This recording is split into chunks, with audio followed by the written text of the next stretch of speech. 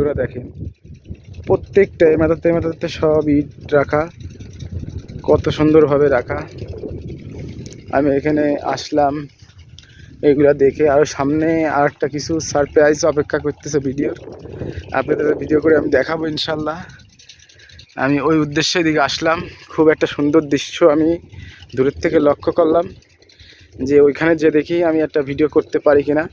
গ্রামে আসলে গ্রামের পরিবেশ বলার বাইরে, অসম্ভব সুন্দর, অসম্ভব।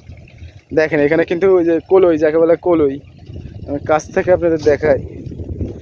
দেখেন কত সুন্দর কলই আসলে লাগায় রেখেছে। হ্যাঁ, আপনাদের দেখাই, খুবই ভালো।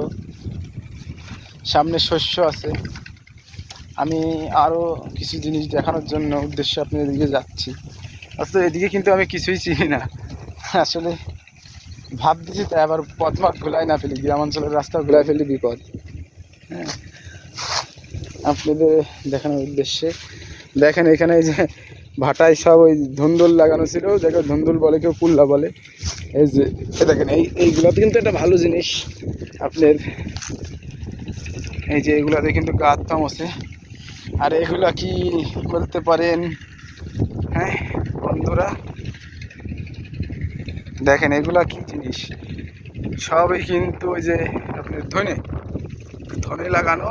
এগুলো কিন্তু অনেকে কিন্তু বোঝে না। দেখেন সরিষা গাছ, দেখেন কত সুন্দর সরিষা ধরে আছে।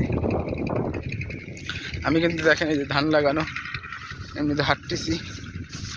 আমি দূরে যে দৃশ্যগুলো দেখেছিলাম, তো অনেক দূর আসলে যাওয়া সম্ভব হয় না। আমি তো মনে করছিলাম কাছে, বাবা ওখান থেকে কিন্তু প্রচুর পরিমাণ বোয়া করতেছে বা হাঁস পাখি।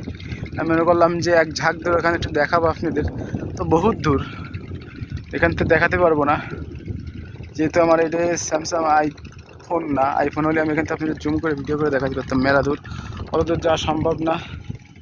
তো সবাই ভালো থাকবেন, সুস্থ থাকবেন, আল্লাহ হাফেজ। আমি চাইছিলাম যে ওখানে যাব, আসলে অত দূর যাওয়া ঠিক হবে না, কারণ ওইদিকে আমি কিছুই চিনি না।